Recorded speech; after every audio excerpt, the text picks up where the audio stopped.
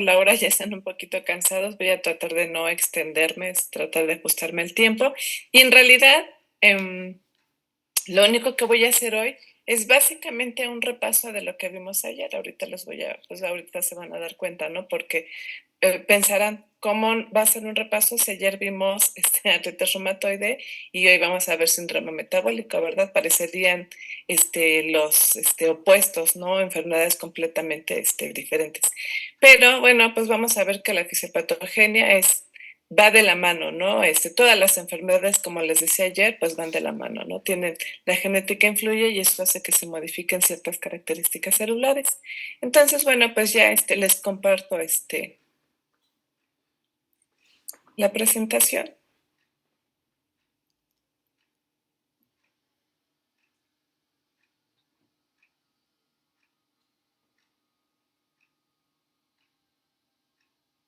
Y bueno, ¿qué es el síndrome metabólico y por qué es importante? Pues como pues cirujanos dentistas de práctica general, ¿no? Algo que una de las experiencias que he tenido a través de los años, no solamente en esos periodos, a través de los años, es sobre todo mi experiencia en las clínicas, ¿no? Cuando he compartido actividades con ustedes. Bueno, con muchas más personas, ¿no? Pero algo que me llamaba o que me ha llamado siempre la atención es que generalmente cuando ingresan a los pacientes, cuando les hacen valoración de primera vez, en la impresión diagnóstica, que generalmente lo refieren como diagnóstico presuntivo, aquí no es tema de eso para aclarar, pero bueno, yo estoy más de acuerdo con que es impresión diagnóstica, pero lo curioso es que diagnosticaban a los pacientes sin compromiso sistémico, entonces le ponen aparentemente sano, y cuando uno los observa, es decir, ya cuando se hace la siguiente revisión, ¿no? Que se asignaba a alguien, cuando se hace la siguiente revisión lo veo con obesidad, a veces obesidad mórbida o a veces con marcha claudicante, ¿no? Pero son sanos, ¿no? Por lo menos esa fue la primera impresión, ¿verdad? Que dio. Y otra cosa interesante es que son sanos, pero toman 50 medicamentos, ¿no? Toman captopril, toman metoprolol, toman nifedipino, toman AINES, toman diuréticos, ¿no? Y así una lista a veces impresionante de medicamentos. Y digo, lo bueno que son sanos, ¿verdad? Si no, imagínense cómo llegarían los que están enfermos, ¿no? Y entonces, justamente en ese sentido, que a veces no dimensionamos ciertas cosas que parecieran pequeños detalles, que en realidad ya aplicados en la práctica, en realidad representan un riesgo importante. Y uno de ellos es justamente los pacientes que tienen obesidad. Y le menciono pues porque finalmente es uno de los elementos importantes que forman parte de este síndrome metabólico, además de otros elementos, ¿no? Sobre todo como la resistencia a la insulina. A veces casi por tradición dicen, pues es que yo sé que en esos pacientes está aumentada la presión y yo sé que también pueden tener hiperglucemia y sé que también pueden tener obesidad. Entonces síndrome metabólico igual a paciente diabético, hipertenso y con obesidad. Y no es así, a lo mejor, bueno, sí, va de la mano, pero no de manera precisa. En realidad sí hay límites, ¿no? Cuando determinamos factores de riesgo con enfermedades. Si bien es cierto que todas esas enfermedades que acabo de mencionar son enfermedades por sí solas, en realidad son determinantes de salud o son factores de riesgo para el desarrollo de casi todas las enfermedades que nosotros conocemos, o las que ustedes conozcan, incluyendo no nada más sistémicas, sino también de cavidad bucal. Entonces, esos son como un denominador, es el factor de riesgo importante. Y en ese sentido es que vamos a hablar justamente del síndrome metabólico, pero como eso, como los elementos que conforman el síndrome metabólico, como riesgos importantes para el desarrollo de enfermedades cardiovasculares y de diabetes. Es decir, una persona con síndrome metabólico no necesariamente es diabético todavía, o a lo mejor la presión arterial todavía no sobrepasa los 140 sobre 90 milímetros de mercurio que dice la norma que deben de tener para clasificarlos como hipertensos. Entonces, a lo mejor ahorita un poquito enredado lo que les digo, pero bueno, yo espero que con las imágenes nos podamos comprender un poco mejor, ¿no? Entonces, incluso el concepto, también les he de comentar, el concepto así de que todo el mundo habla, o sea, todo el mundo lo describe y a la vez no se describe, ¿no? Es decir, me costó trabajo tratar de aterrizar un concepto que pudiera ser claro para todos nosotros, pero que además se nos quedara grabados con ese concepto, ¿no? O sea, síndrome metabólico no es igual a diabetes, hipertensión y obesidad. O sea, síndrome metabólico es la posibilidad que una persona tiene de desarrollar o de tener ciertos factores que pueden determinar en un momento dado otros problemas de salud. Porque si los pacientes se diagnostican como diabéticos o como hipertensos, en realidad no se tratan como pacientes con síndrome metabólico. Se deben de tratar como los pacientes que tienen esas enfermedades. Es decir, que la conducta odontológica, alternativas de tratamiento, modificación en los tratamientos odontológicos, tiene que ir dirigida hacia un paciente diabético, lo que se tiene que hacer. Paciente hipertenso, lo que se tiene que hacer. ¿Sí? Entonces, bueno, en ese sentido, pues el síndrome metabólico corresponde a esto, una serie de desórdenes y anormalidades metabólicas, en particular resistencia a la insulina y obesidad abdominal son los dos puntos claves del síndrome metabólico, porque la resistencia a la insulina al final me va a dar, pues, todos los elementos que conforman a este síndrome. Pensando en un síndrome, recordándonos los conceptos básicos, que el síndrome es un conjunto de signos o síntomas que caracterizan a una enfermedad. Pero ahorita aquí más que una enfermedad son varias o un espectro de varias enfermedades que pueden estar agrupadas y cuyo común denominador en todas ellas es esto, resistencia a la insulina y obesidad abdominal. Y que en conjunto son considerados como los factores de riesgo para desarrollar diabetes y enfermedad cardiovascular, lo que les comentaba hace un momentito. ¿Sí? Bueno, en realidad, ¿qué elementos van a integrar el síndrome metabólico? Es decir, ¿qué necesito para decir, sí, esta persona tiene síndrome metabólico? O a lo mejor esa persona que estoy revisando probablemente tenga síndrome metabólico. Sin embargo, pues eso es lo que yo veo aparentemente. Necesitaré auxiliares de diagnóstico para poder corroborar o establecer el diagnóstico definitivo.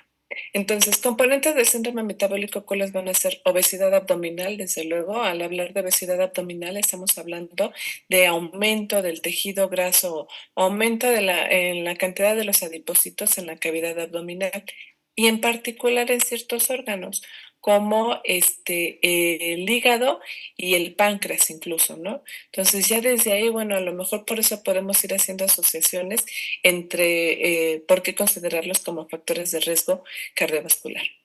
Otro factor importante, la dislipemia o dislipidemia, cualquiera de las dos formas es correcto, heterogénica, es decir, la capacidad que tienen ciertos ácidos grasos libres de desprenderse o como producto del metabolismo ya de un adipocito, ¿no? Cuando se va muriendo, que se comienza a degradar y entonces ciertos elementos de esos tejidos grasos comienzan a circular en la sangre.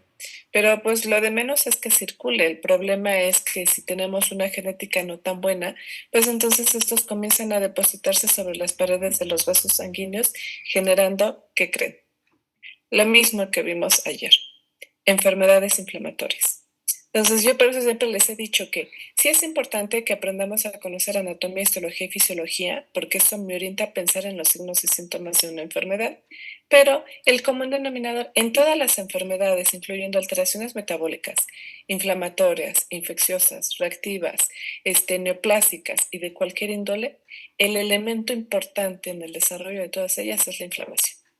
Entonces, por eso les digo, bueno, lo que tenemos que aprender es inflamación y bueno, a lo mejor con eso ya tendremos más elementos para poder establecer diagnósticos. Entonces, la dislipidemia heterogénica, este es uno de los factores importantes para el desarrollo que contribuyen al desarrollo de otras enfermedades. Desde luego, esto hace que en un momento dado, pues los adipocitos, como comienzan a generar cambios en su superficie, incluso hasta los mismos receptores que están en su superficie, hablando en el caso de receptores para insulina, comienzan a modificarse o se comienzan a ausentar o comienzan a disminuir, es decir, comienzan a tener muchísimos cambios, lo que impide que en un momento dado la insulina, que normalmente la describen como una llave o el mecanismo que va a permitir pegarse a las células, es decir, la insulina es la llave que abre la puerta de la célula para que esa célula abra esa puerta y entonces esos poros de las membranas se puedan abrir y permitir la entrada de la glucosa para que esa célula pueda tener sus funciones metabólicas normales. Si eso no sucede, entonces ahorita vamos a ver qué pasa con esa insulina que pues no logra hacer contacto, no logra hacer clic con la célula y entonces eso va a repercutir en todos los aparatos y sistemas, ¿sí? Entonces, bueno, es una insulinoresistencia, es otro de los componentes del síndrome metabólico. La hipertensión arterial, desde luego, hipertensión arterial, bueno, considerándola como lo establece la norma, ¿no?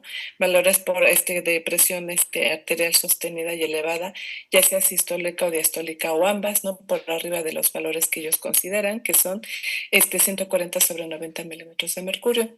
Pero también ahorita les voy a mostrar unos criterios que han ido desarrollando a través del tiempo, desde que se empezó a identificar a estos elementos como parte importante para el desarrollo de alteraciones cardiovasculares o de diabetes.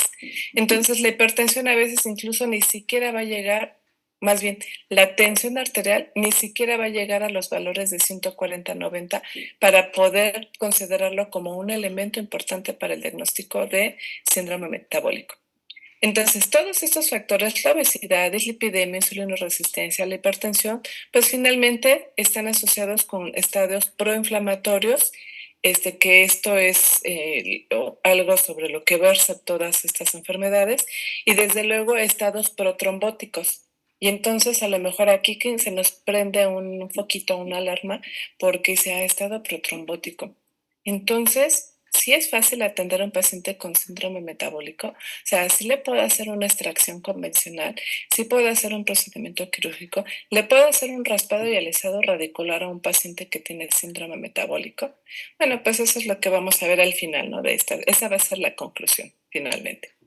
Entonces, todos estos elementos que les acabo de mostrar que son componentes que forman parte del síndrome metabólico es porque son factores de riesgo importantes para el desarrollo de alteraciones cardiovasculares y de diabetes. Y bueno, estos son datos importantes porque son hasta junio del 2023 las causas de mortalidad por alteraciones cardiovasculares y por diabetes. Esas dos enfermedades son causa número uno y causa número dos, tanto en morbilidad como en mortalidad. Eso significa que, pues la verdad es que pacientes por arriba de los 53 años, porque es la edad que tomo como referencia, estos son datos del INEGI, personas por arriba de 53 años, pues son las que vamos a atender con mayor frecuencia o mayor asistencia en los consultorios, porque la esperanza de vida ha aumentado. Eso significa que las personas van a vivir más tiempo o están viviendo más años y eso significa que están expuestos a más factores de riesgo. Es decir, que hay factores de riesgo para los factores de riesgo para el síndrome metabólico, ¿no? Entonces, 97, poco más de 97,000 casos de enfermedades o alteraciones cardiovasculares, todo lo que tiene que ver con alteraciones cardiovasculares, 55,000 defunciones asociadas a diabetes y complicaciones. Finalmente, una de las complicaciones a largo plazo en la diabetes mellitus, al ser una enfermedad crónico-degenerativa, son justamente las lesiones que se dan o cambios inflamatorios en los vasos sanguíneos de pequeño calibre, de mediano, de gran calibre, en todos los vasos sanguíneos, que a largo plazo me van a desarrollar enfermedades cardiovasculares. Bien. Entonces, esto es lo mismo, pero así mostraron las tablitas, ¿no? Pero aquí ya los separan hombres y mujeres, ¿no? O sea, ¿cuántos fueron las causas de mortalidad asociadas a enfermedades del corazón para hombres y para mujeres? En realidad, bueno, pues pareciera que sí hay una diferencia, pero no es tan importante, es decir, así como que se van, o sea, como que el género femenino va siguiendo, ¿no? De manera muy cercana a género masculino con respecto a este tipo de enfermedades. Y otra de las cosas importantes son que la diabetes mellitus, que también es una enfermedad que se puede desarrollar a partir del síndrome metabólico, es la causa número 2, tanto de morbilidad como de mortalidad. Y además, todas estas tumores malignos, bueno, excepto los accidentes, ¿verdad? Tumores malignos, las enfermedades del hígado, enfermedades cerebrovasculares y enfermedades pulmonares, y bueno, el EPOC, enfermedad pulmonar obstructiva crónica, se dice que de manera indirecta también están asociadas a estos factores de riesgo y a las alteraciones cardiovasculares. Entonces, bueno, finalmente todas las enfermedades pues siempre van a ir de la mano, ¿no? Ahora bien, estos son datos estadísticos que yo considero importantes, ¿no? Pues para darnos una idea o noción, ¿no? De cuál va a ser el tipo de población hacia la cual nos vamos a dirigir en un momento dado. Cuando estamos estudiando, pues en realidad tenemos de alguna forma población cautiva, la población que va a las clínicas periféricas y casi siempre son los mismos casos, las mismas enfermedades, las mismas alteraciones. Pero cuando haya quienes decidan ampliar sus horizontes y entonces que empiecen a laborar en instituciones de salud, en primero, segundo, tercer nivel, a nivel privado o de manera foránea, entonces, bueno, pues es importante saber que hay estadísticas que nos dicen con qué tipo de personas o qué tipo de pacientes podemos encontrar. Y entonces se dice que personas que tienen enfermedad declarada, es decir, sí son hipertensos, son diabéticos o tienen artritis, es este porcentaje, ¿no? Tanto para mujeres como para hombres. Entonces, aquí es curioso, ¿no? Porque en los datos de mortalidad vimos que el aumento de mortalidad era en hombres, pero las mujeres somos las que tendemos a desarrollar más tal vez porque podamos vivir más tiempo con la enfermedad, ¿no? Y depende, desde luego, muchísimo de los hábitos, ¿no? Aunque por historia, desde hace mucho tiempo se identificaba, ¿no? Que los hombres tenían más predisposición a la enfermedad, a la hipertensión, ¿no? Y si tenían la genética, aumentaba el riesgo. Y si era papá, aumentaba. Y si era papá y mamá, pues aumenta todavía más el riesgo. Otra de las enfermedades declaradas, ¿no? Personas de 53 años y más es diabetes mellitus. Y otra, ¿no? Importante que ayer vimos, es que tuvimos oportunidad de ver, que es artritis, ¿sí? Entonces, bueno, datos estadísticos que esto, bueno, además de que yo se los voy a compartir, desde luego que están en las páginas del INEGI para que las consulten cada determinado tiempo. Ser que haya algunas modificaciones, por ejemplo, cuando fue la contingencia sanitaria durante pandemia, pues desde luego que las causas de mortalidad eran asociadas a pandemia y ya después seguían otra vez esas enfermedades. Pero en cuanto hubo una remisión o hubo un control de la enfermedad, nuevamente se ponen de manifiesto las enfermedades que ya estaban presentes. ¿Sí? Ahora bien, pacientes declarados con diabetes, es decir, que sí, ya están diagnosticados como diabéticos. Estos son unos datos que tienen contemplados desde el 2001 hasta el 2021. Ha aumentado, ¿no? La prevalencia de estas enfermedades. Y entonces será, pues, porque estamos expuestos a más factores de riesgo, a los componentes del síndrome metabólico, o porque se están viviendo más años, o todas las anteriores, ¿no? Tal vez eso es lo que esté sucediendo. Pero sí es importante ver, ¿no? Que entonces ha aumentado, o sea, están aumentando los casos de estos pacientes. Y en ese sentido, bueno, la obesidad se considera un factor de riesgo para enfermedades cardiovasculares, osteomusculares, diabetes y algunos tipos de cáncer. Y este riesgo va aumentando conforme crece el grado de este padecimiento, es decir, conforme va evolucionando la obesidad. Porque hay quienes pueden empezar con sobrepeso y dicen, mañana me pongo a dieta. Dentro de otros meses, el próximo año, pues ya estamos cerca, ¿no? Ya es fin de año, pues ya mejor me aguanto tantito y el siguiente año empiezo. El problema es que la verdad es que si no tenemos fuerza de voluntad y no modificamos hábitos ni dieta, va a ser muy difícil porque las células van sufriendo un estrés oxidativo, se van dañando. O sea, finalmente, como todo, o sea, conforme pasa el tiempo, pues sí, vamos generando células, pero ya no con la misma capacidad, ni la misma resistencia, ni la misma elasticidad que en un inicio, ¿no? Entonces, y eso es lo que tal vez a veces se nos olvida, ¿no? También datos importantes de prevalencia de obesidad, o sea, también pues, ha ido en aumento, ¿no? Entonces, y esto sí lo explican, porque la dieta se ha modificado. ¿No? Ahora consumimos muchos alimentos enlatados y los alimentos enlatados son un factor de riesgo para los factores de riesgo, ¿no? Lo que les comentaba hace rato, los alimentos enlatados, los embutidos, a veces pues es más fácil, ¿no? Sobre todo, pues también si los papá, mamá no tienen posibilidad de cocinar, ¿no? A los niños o las personas que se dedican al comercio, ¿no? Yo les hablaba en otro momento que las personas que de las zonas aledañas a Iztapalapa y Ciudad Nezahualcóyotl, una de las parte de la actividad económica es el comercio, y además es el comercio informal. Eso implica que tienen que salir desde temprano, trabajar horas y horas y horas antes de llegar a su casa y llegar, y bueno, desde luego habrá algunos que no lleguen a cocinar todavía, ¿verdad? Y mientras los niños pues tuvieron que dejarle dinero para que pues compraran cualquier cosa para que se pudieran alimentar. Y entonces puede haber desnutrición o malnutrición y dentro de esas malnutriciones pues el aumento de la obesidad, ¿no? Porque aunque en los niños también se dice que ha aumentado este, esta enfermedad, en ellos a veces no es tan fácil poder determinarlo porque ellos van creciendo y van modificando su cuerpo, la altura y el peso. Y entonces a veces a lo mejor nosotros los vimos hace 6 meses y estaban así, todos llenitos, ¿no? Rebosantes, y lo vemos en 6 meses y ya se estiraron, ¿no? Entonces ahí, por eso es muy difícil poder considerarlo. De hecho, en niños y en adolescentes, estos elementos de los que les estoy hablando ahorita no están considerados o estandarizados como elementos para poderlos diagnosticar como síndrome metabólico, ¿no? Es decir, nada más como factores de riesgo aislados. Ahora bien, y otras gráficas, ¿no? De las personas que practican ejercicio, que consumen alcohol y que consumen tabaco. Nuevamente, estos no están clasificados como elementos en el síndrome metabólico, pero sí son los factores de riesgo para todos esos elementos del síndrome metabólico.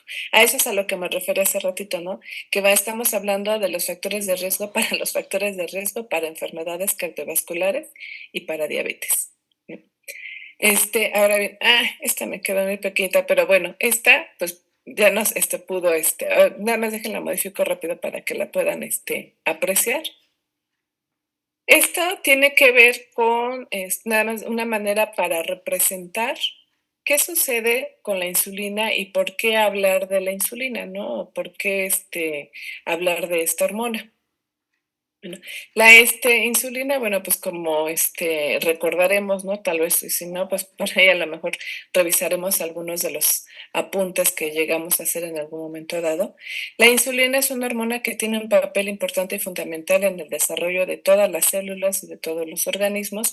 Es una hormona que es secretada por el páncreas, ¿no? El páncreas, acuérdense que es una glándula mixta, tiene función exócrina y endocrina, y en esa función endocrina, es decir, que tiene la capacidad de producir hormonas que tienen acciones a distancia en ciertos órganos diana, esa insulina, entre algunas otras, tiene la capacidad de poder actuar o tener afinidad por ciertas células, por casi todas las células, pero necesita tener un receptor específico.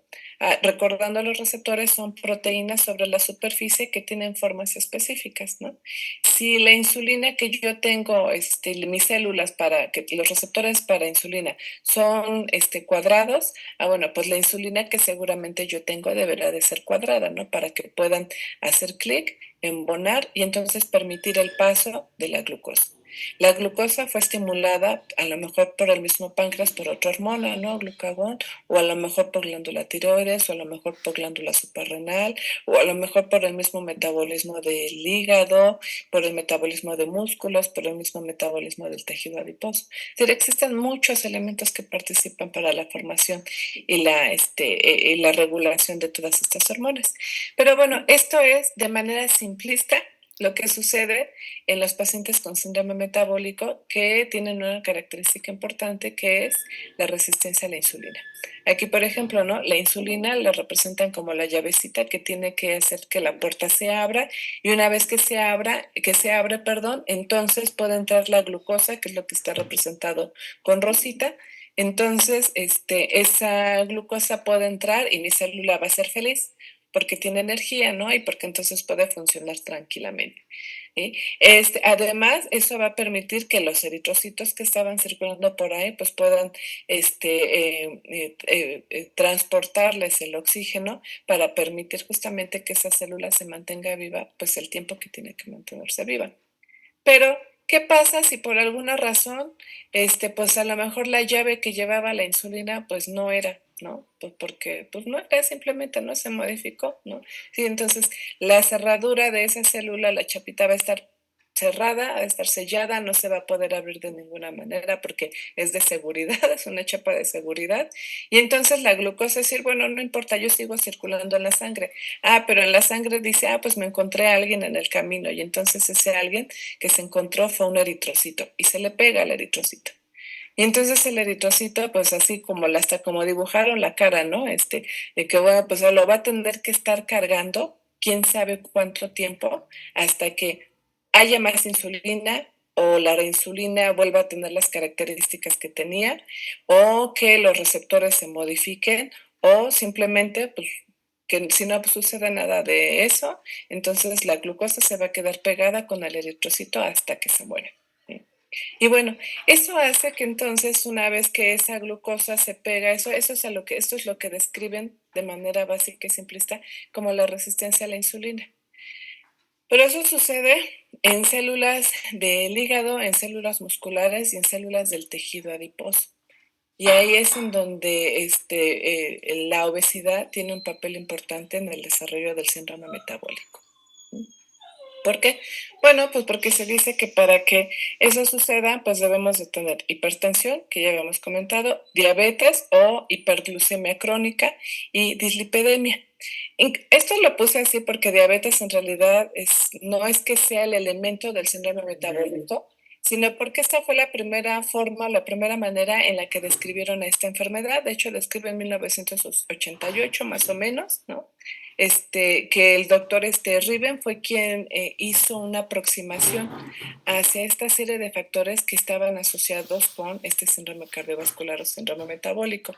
Y entonces cuando encontró que había que se juntaban todos esos elementos y además se agregaba resistencia a la insulina, entonces le denominaron síndrome X. ¿Sí? Y así estuvo, se le denominó hasta que posteriormente la OMS y ya después otras asociaciones comenzaron a establecer criterios más precisos para poder identificar cuáles eran los factores que se asociaban con este síndrome metabólico. Entonces, estos criterios diagnósticos fueron definidos, bueno, no definidos porque ya estaban, pues, por lo menos esbozados, ¿no? Pero la Organización Mundial de la Salud los fue delimitando. Y después, bueno, pues participaron otras asociaciones que tienen que ver con esas enfermedades. Entonces, Federación Internacional de Diabetes, una asociación que lleva a cabo un programa para la educación sobre el colesterol, Asociación Americana de Endocrinólogos y la Asociación Latinoamericana de Diabetes. Y ahora eso hace que haya criterios que son los que nosotros tendremos que considerar para poder determinar, y eso lo hacemos durante el proceso de la historia clínica, porque es parte del interrogatorio, parte de la exploración, parte de la anamnesis, es decir, una vez que yo logro establecer todos los pasos del método clínico. Entonces, según la OMS dice que deben de cumplir dos o más de estos criterios. ¿Cuáles son los criterios? Uno es que tengan hipertensión arterial mayor a 160 sobre 90 milímetros de mercurio. Ya después hicieron una modificación, porque hablar de esto está considerado ya como un estadio 2, pero en algunas instituciones de salud, incluso aquí en México, cifras incluso por arriba de los 150 milímetros de mercurio ya lo clasifican incluso como crisis hipertensiva. Y entonces, si ya lo clasifican como crisis hipertensiva, ya es un paciente que se tiene que tratar como hipertensión arterial, o sea, un paciente con hipertensión arterial o un paciente con cardiopatía isquémica. La dislipidemia o dislipemia, es decir, que tengan triglicéridos mayores a los 150 miligramos sobre decilitro, o una proteína que así se llama colesterol unido a lipoproteínas de alta densidad, que sea menor a 35 miligramos sobre decilitro, o bien que tengan obesidad con un índice de masa corporal mayor a 30, o el cociente de cintura-cadera sea mayor de 0.9 en varones y mayor a 0.85 en mujeres, la presencia de microalbuminuria y la hiperglucemia crónica. Entonces, estos son los criterios que ya fueron delimitando. Bueno, además de eso, se comenzaron a identificar o a hacer más hallazgos, y entonces se dice, bueno, que la obesidad abdominal se va a considerar dependiendo de cada entidad. ¿sí? Aquí lo establecieron ellos para tratar de unificarlo, pero se dice que la obesidad, parece que no en todos los países tenemos el mismo criterio para obesidad. Entonces, ellos establecen que si hay una circunferencia de cintura mayor a 102 centímetros en varones y mayor a 88 centímetros en mujeres, es uno de los factores que deberíamos considerar. Si hay hipertrigliceridemia, si están también otra vez el colesterol unido a las lipoproteínas de alta densidad, ¿sí? Si hay hipertensión arterial mayor a 130-85 milímetros de mercurio. A lo mejor aquí suena un poquito contradictorio porque 130-85 milímetros de mercurio no se considera hipertensión. Más bien sería que la tensión arterial que tengan sea mayor a eso. Ujú. Y si hay una glucemia en ayunas elevada mayor a 110 miligramos sobre decilitro. Entonces, si encuentran cualquiera de estos elementos, entonces pueden considerar a esa persona como un paciente con síndrome metabólico, es decir, que tiene elementos importantes para el desarrollo de alteraciones cardiovasculares y diabetes, si es que todavía no lo tiene o a lo mejor todavía no lo han diagnosticado. ¿Sí? Y bueno, y ya ahora, otros autores han tratado de conjuntar todos esos factores, ¿no? Entonces, esta es una representación de los diferentes elementos que considera cada una de las asociaciones, ¿no? Componentes del síndrome metabólico considerando su definición según cada una de esas asociaciones. Y está marcado con X cuáles son los que considera. Entonces, pareciera que es el que es de por lo menos tres de estos criterios, más resistencia a la insulina, es uno de los que se podría pegar más a lo que nosotros hacemos, por lo menos a nivel Latinoamérica. Ujú. Porque la OMS, que es a nivel mundial, ¿no? Ellos consideran por lo menos dos o más de dos de estos factores. ¿Vale? Esta información, bueno, pues también se las voy a compartir. Ahora, el que compartamos información no es nada más con la intención de que, bueno, pues que les sirva como una guía de estudio. Sí, sí va a ser una guía de estudio, pero entonces yo les digo, bueno, pues si va a ser una guía de estudio, que sea una guía que me ayude en el consultorio. A veces es muy difícil sacar un teléfono y poder consultar ahí toda la información que quiero. Pues entonces, esto es básico, indispensable. Lo imprimo en algo pequeñito, media o cuartilla, un cuarto de una hojita, lo imprimo y lo pego en el consultorio o lo pego en donde vaya a estar trabajando para que a fuerza de estarlo repitiendo y repitiendo o que mientras estoy descansando o en lugar de ver el teléfono en mis ratos de ocio, pues mejor comienzo a ver las cifras y comienzo a asociarlo. Y van a ver que cuando ustedes, cuando entra un paciente, atravieses la puerta de su consultorio y lo observen, su cerebro casi en automático va a reconocer algunos de estos elementos. Claro, excepto a los que requieren mediciones, ¿no? Excepto a los que requieren este análisis de sangre. ¿Sí? Entonces, ahora bien, la resistencia a la insulina, ¿a qué se refiere? La insulina, yo les decía, pues una de las funciones básicas que conocemos permite que se aumente la permeabilidad de la célula y entonces pueda entrar la glucosa y pueda funcionar. Pero la insulina tiene efectos también anti y protrombóticos. La insulina también favorece la lipólisis. La insulina también permite que el hígado no saque toda la glucosa de manera exagerada, sino lo que la puede ir almacenando para que se pueda ir liberando de manera gradual y paulatina. Entonces, la insulina tiene muchísimas más funciones, pero se dice que hay resistencia a la insulina cuando podemos encontrar algunos de estos elementos, es decir, la resistencia a la insulina me puede provocar anormalidades metabólicas y funcionales que se asocian con insulinoresistencia o también llamada hiperinsulinemia, ¿sí? Es lo mismo, ¿sí? O bueno, por lo menos así se refiere a la resistencia a la insulina. Entonces se dice que si yo tengo glucemia alterada en ayunas, bueno, puede ser asociada a la resistencia a la insulina. Si tengo una prueba de tolerancia a la glucosa alterada, probablemente es por resistencia a la insulina. Pero la resistencia a la insulina puede hacer que aumente la concentración plasmática del ácido úrico, puede hacer que disminuya el aclaramiento renal de ácido úrico, y entonces aquí ya van a empezar a hacer asociaciones con los demás temas que les han ido platicando a lo largo de este tiempo.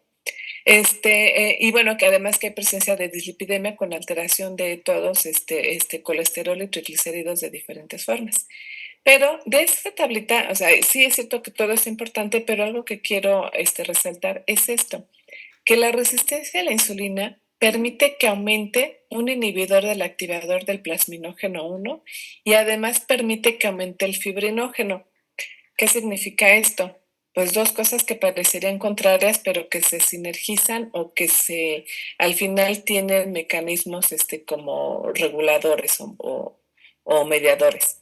Porque el que aumente el inhibidor de plasminógeno significa que va a aumentar más la plasmina, lo que promueve más la formación de trombos. Entonces hay muchos trombos porque se forma mucha fibrina y muchos trombos, mucha fibrina, pueden hacer que un vasito sanguíneo se obstruya y si se obstruye se infarta y entonces pues va a haber necrosis de ese tejido, ¿sí?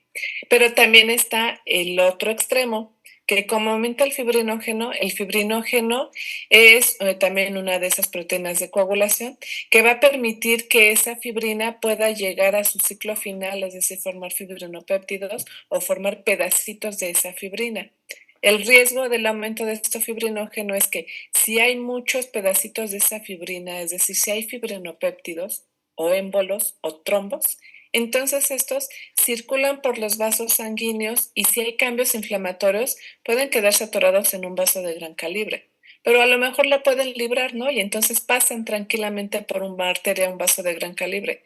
Pero cuando lleguen a vasitos más pequeños o de pequeño calibre, entonces lo que van a hacer es taponar ese vaso generando infartos, ¿sí? Por lo tanto, un infarto lo pueden presentar en cualquier lugar donde tengan vasos sanguíneos. Y esos sí son elementos a considerar para la consulta odontológica, es decir, determinar cuándo sí podemos atender, cuándo no y cuándo limitarnos en ciertos procedimientos odontológicos, ¿sí? Ahora bien, que así pues lo denominan también síndrome de insulinoresistencia, a largo plazo me puede llevar al desarrollo de diabetes mellitus tipo 2, me puede llevar al desarrollo de enfermedad cardiovascular, hablando de enfermedad como, refiriéndonos a ellos como cardiopatía isquémica, angina de pecho, hipertensión arterial o infarto, ¿sí? Puede llevarme a hipertensión arterial esencial o primaria, ¿sí? O también está asociada con el desarrollo de ovario poliquístico, pero este ovario poliquístico a su vez está asociado con el síndrome de insulinoresistencia. Está asociado también con el hígado graso no alcohólico, con la apnea obstructiva del sueño o con diferentes tipos de cáncer, diferentes tipos de neoplasias. Entonces, por eso les decía que cualquier enfermedad a largo plazo me puede llevar a una insulinoresistencia y la insulinoresistencia me puede llevar a obesidad y eso me va a llevar a estados inflamatorios sistémicos importantes que me lleven al desarrollo de alteraciones cardiovasculares. Y aquí es donde les decía que nuevamente es casi repetir muchas de las cosas que vimos ayer sobre inflamación. Porque la obesidad, ¿qué es esto? Así la describen, obesidad abdominal, aumento y acúmulo de grasa a nivel visceral, es decir, se deposita tejido graso en hígado, en el músculo y en el páncreas, generando un aumento de la circunferencia abdominal, pero bueno, el riesgo de que aumente la concentración o el aumento del número de los adipocitos es que los adipocitos van liberando mediadores inflamatorios, es decir, comienzan a liberar adipoquinas, así se denominan, así como las citocinas, ¿no? Se liberan adipoquinas, que están asociadas con los estados proinflamatorios y protrombóticos. Estas adipoquinas son las que están asociadas con lo que les comentaba hace ratito, aumento del fibrinógeno, aumento del factor inhibidor de plasminógeno, generando, por lo tanto, a largo plazo, insulinoresistencia, hiperinsulinemia, alteración en fibrinólisis, disfunción endotelial y, desde luego, un estado aterotrombótico. Traducción: trombos, cierran vasos sanguíneos, infartos, ¿no? Y lesiones importantes. Y esto es lo que me va a generar el síndrome metabólico finalmente, ¿no? Esto es lo que me provocó la obesidad, esto es lo que me provocó los estados inflamatorios, porque estos estados inflamatorios van a inhibir estos efectos antilipolíticos de la insulina, aumentan el inhibidor de plasminógeno, fibrinógeno y aumentan a ácidos grasos libres, que comienzan así a circular como esto por la sangre hasta que se encuentran, topan con un vasito, lo comienzan a lesionar, se comienzan a activar factores del sistema de coagulación, del sistema sininas coagulación fibrinolítico, o lo que generalmente o anteriormente conocíamos como cascada de coagulación, se activan mediadores del ácido araquidónico, se activan mediadores del sistema de complemento y entonces, bueno, pues ¿qué va a suceder?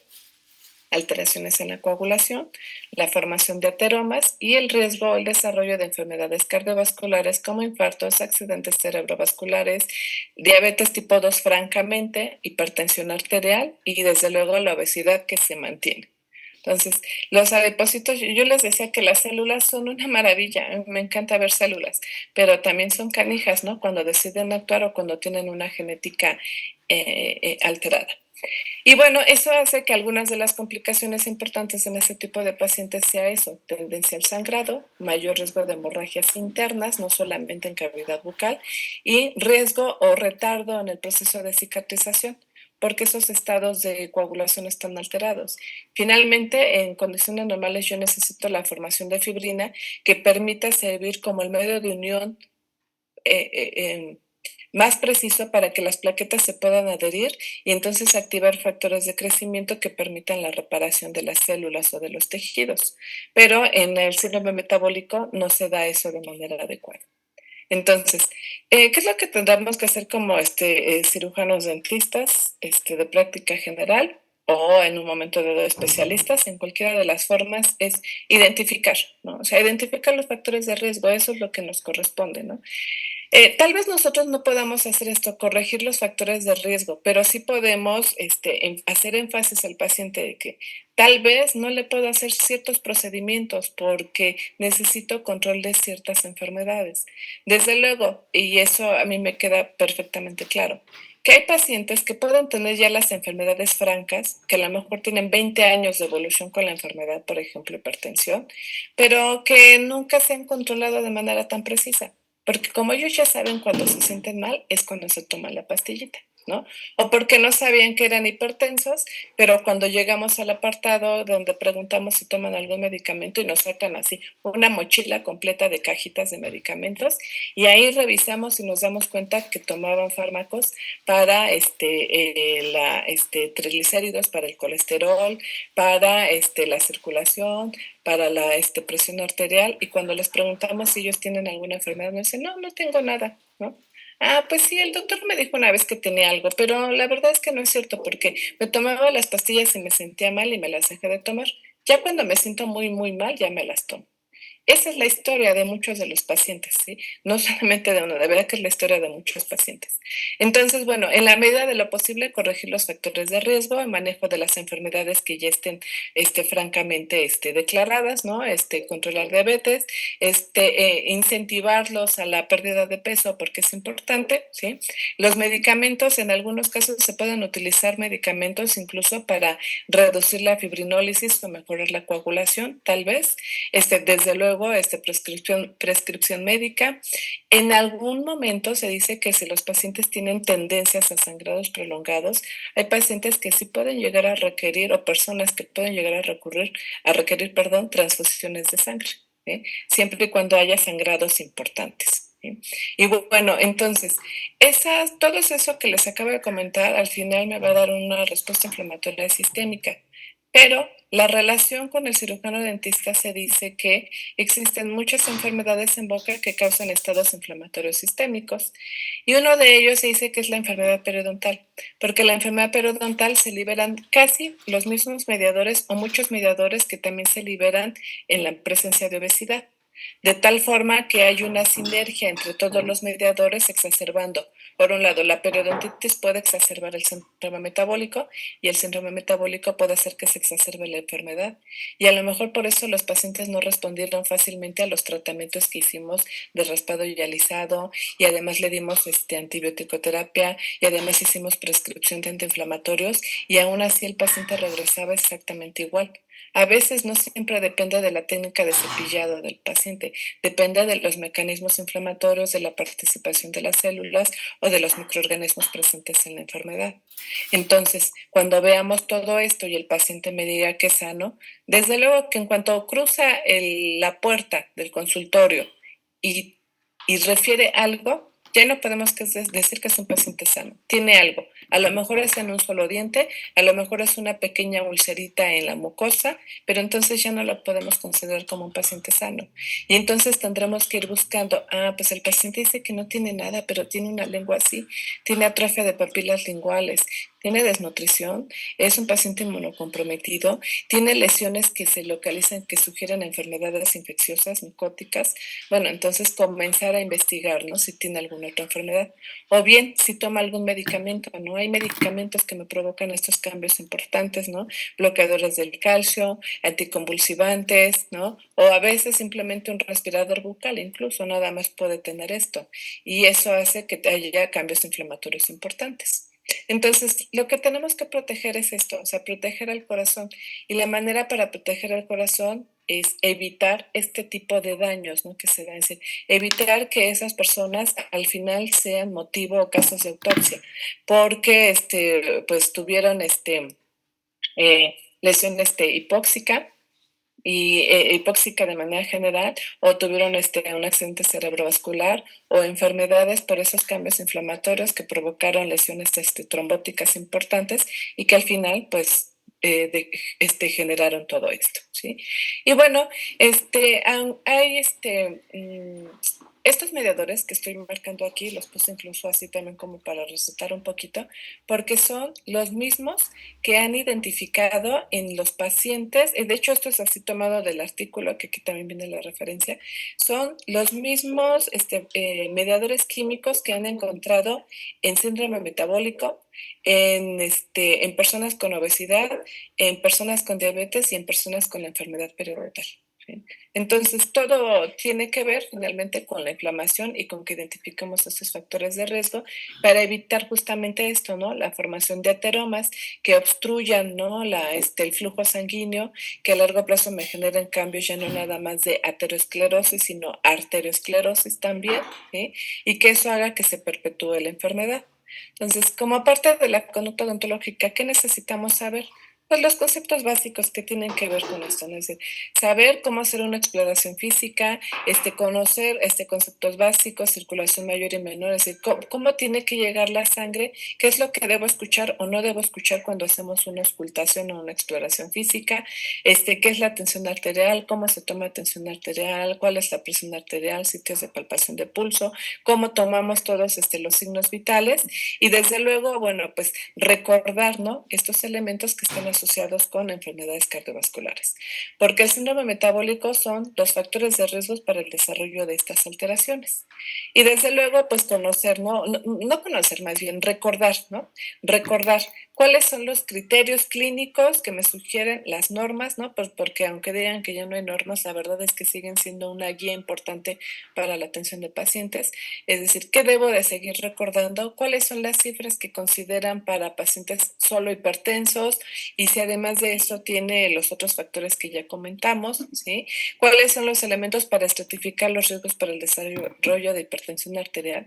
Es decir, toda esta información está incluso en las normas, ¿no? Claro, pero como es información que vemos pues, a lo largo de todos los años de la formación o de la carrera, a veces es difícil poder recordar todos ellos, ¿no? Pero bueno, irnos enfocando en las enfermedades en particular, ¿no? Desde luego, la toma el índice de masa corporal, que actualmente los expedientes electrónicos, pues ya los sacan así en automático, ¿no? Incluso yo entro en cualquier aplicación en internet y hay calculadoras que me dan los datos. Pero la verdad, entre más ponga a trabajar mi cerebro y haga más conexiones entre mis neuronas, de recordar cómo hago el cálculo, cuando estoy viendo al paciente ya voy a poder ir haciendo asociaciones para poder determinar incluso a simple vista si tiene bajo peso o si considero que tiene ya sobrepeso o que tiene obesidad. Porque en cuanto tenga esto y la hipertensión, entonces ya van a estar pensando en síndrome metabólico. Detección de dislipidemias. A veces parecía una locura que tal vez en algunas de las clínicas, algunos doctores les dicen, no, todos los pacientes antes de que los revises, pídele un panel de exámenes de laboratorio y radiografías. Y uno diría, pensaría uno que es una locura, ¿no? Porque tanto estudio. Dije, pues porque no me enfoco hacia lo que estoy viendo.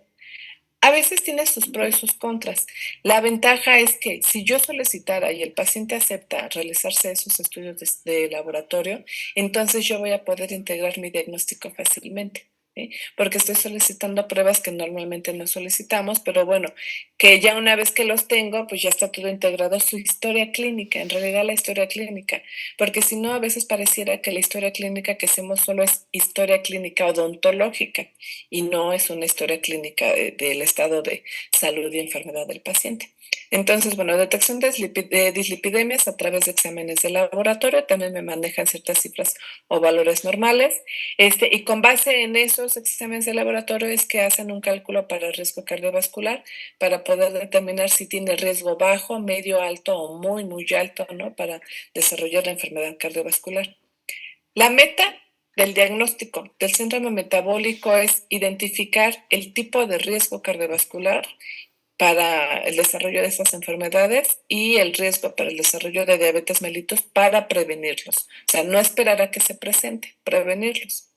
Y otro elemento importante que tal vez no le hacen mucho énfasis, pero que de verdad tiene un factor importantísimo, porque el tabaquismo es la forma, es uno de los elementos, perdón, que generan una enfermedad, una respuesta inflamatoria sistémica, pero así exagerada, ¿eh? No nada más en sistema respiratorio, no nada más en pulmones. El tabaquismo es el factor de riesgo en todas las enfermedades, artritis reumatoide, síndrome metabólico, cáncer, carcinoma oral de células escamosas, cáncer de mama, cáncer de próstata, lupus eritematoso, cualquier enfermedad, ¿sí? Enfermedad periodontal. ¿Vale? Si no nos vamos tan lejos. Entonces, generalmente el índice tabáquico lo calculan para el riesgo o determinar el desarrollo, el riesgo para desarrollar EPOC, perdón, enfermedad pulmonar obstructiva crónica. Sin embargo, sí lo consideran importante como para poder orientar el riesgo de enfermedad cardiovascular. ¿Sí? Y también porque es importante, una anécdota hace poco que tuve me envían la solicitud para un estudio histopatológico y entonces pues trato de pedir la mayor cantidad de datos porque a veces solo me mandan la muestra, ¿no? Y eso si bien me va, ¿no? Que me digan de qué zona es. Pero ay, llamaba la atención porque fue un caso difícil, ¿no? En donde pues lo que yo veía no coincidía con lo que me mandaba y cuando me ponen así en encrucijadas no duermo, la verdad es que no duermo porque me pongo a leer, leer y revisar y tratar de hacer asociaciones. Pero de eso me llamaba la atención porque ponen tabaquismo negado. Adelantito le ponen ocasional, así ponen, tabaquismo negado, ocasional, una vez por semana, 15 cigarrillos. Casi me da un ataque ahí, ¿no? Porque digo, ese no es un tabaquismo ocasional, no sé. 15 cigarrillos, y si esos 15 cigarrillos los traducen al total de años que lo ha fumado, entonces de seguro que su riesgo era de moderado a intenso, aunque ellos dijeran que era ocasional. Y eso, aunque sea una sola vez, 20 cigarros es mucho. Esos son factores de riesgo importante para el desarrollo de síndrome metabólico. Y bueno, otro elemento importante es también orientarnos. Si el paciente tiene hiperglucemia, determinar si ya es diabetes o si es hiperglucemia o si es insulinoresistencia. La diabetes se estos son los datos de la Asociación Dental, de la Asociación Americana de la Diabetes, perdón, en donde dicen que, bueno, se va a diagnosticar una glucemia normal, menor, ellos marcan menor a 140 miligramos sobre decilitro, la OMS marca menor o igual a 126 miligramos sobre decilitro, tal vez nos podemos orientar sobre esa, por sobre todo para, pues, no confiarnos, ¿no? Bueno, pues, como que todavía estoy en el límite, no, desde luego, y ellos consideran diabetes con 200 miligramos de glucosa sobre decilitro, pero por eso les digo, depende de la población, porque la norma mexicana, por lo menos aquí en México, establecen cifras mayores a 126 miligramos de glucosa sobre decilitro. Y ya incluso a valores de 126 es más que suficiente para que se comiencen a generar cambios protrombóticos, es decir, que haya riesgo de hipercoagulabilidad o que haya riesgo de trombosis. ¿Vale? Y bueno, también unas pruebas, ¿no? Para determinar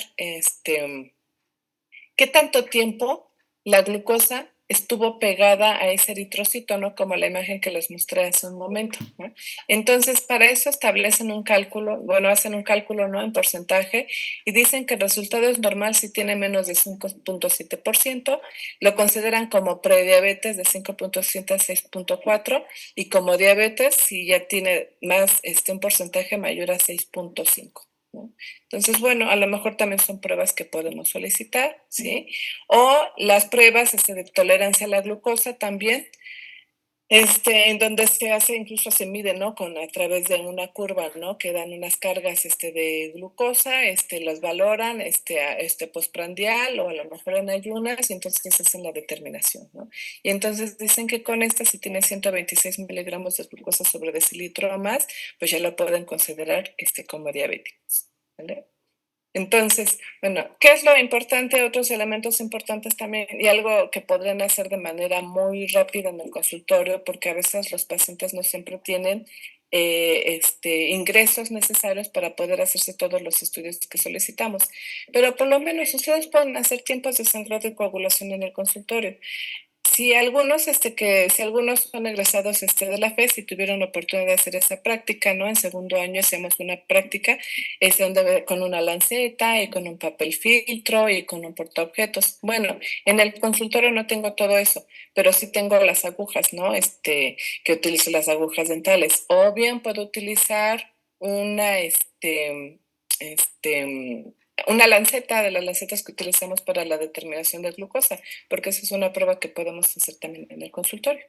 Y hacemos una punción en el dedo. El método de Duke me dice que yo voy a evaluar el tiempo de sangrado de 1 a 3 minutos, porque con ello estoy evaluando la agregación plaquetaria. Es decir, cuánto tiempo va a tardar en sangrar el paciente, en cuánto tiempo llegan las plaquetitas para formar un tapón hemostático, para permitirme activar las proteínas de coagulación y que entonces se forme o se repare el tejido de manera más firme.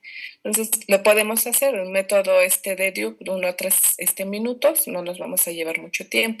Tiempo de coagulación, otro método que lo podemos hacer en el pulpejo del dedo, donde colocamos 3 gotitas sobre una superficie lisa y las estamos midiendo para poder determinar el tiempo en el que tarda en formarse este hilito que esperamos que se forme y que corresponde a la fibrina. Pero si pasan mucho tiempo, por lo menos más de 10 minutos, porque normalmente esperaremos de 5 a 8, pero si se extiende más allá de 10 minutos y tiene la misma consistencia la gotita que cuando la colocaron, bueno, pues entonces a lo mejor me limito a hacerle los procedimientos complicados que yo pensaba hacerle en ese momento al paciente. Entonces, esas son pruebas, esto es parte de la conducta odontológica. Y considerar desde luego, si los pacientes toman todos estos medicamentos, bueno, estos son algunos de los que pueden estar tomando, ¿no? Sobre todo cuando son hipertensos, para poder determinar, ¿lo atiendo, no lo atiendo? ¿Cuáles pueden tener interacción con algunos que utilizo? La cantidad de cartuchos, hace poco creo que también les hablaron sobre hipertensión, ¿no? Sobre que cuántos cartuchos aplicábamos. Digo, pacientes que tienen compromiso cardiovascular, pues la norma me dice que me tengo que limitar, ¿no? ¿Con qué fármacos pueden interactuar si yo aplico un anestésico con vasoconstrictor? Porque a lo mejor puedo utilizar uno sin vasoconstrictor y puedo hacer un trabajo tranquilamente. ¿Cuándo habrá necesidad de aplicar una profilaxis, profilaxis antibiótica? Es decir, dar una carga alta de un antibiótico que impida que el paciente desarrolle el riesgo de una endocarditis infecciosa, por ejemplo, además, ¿no? De todos los demás problemas de salud que ya pueda tener.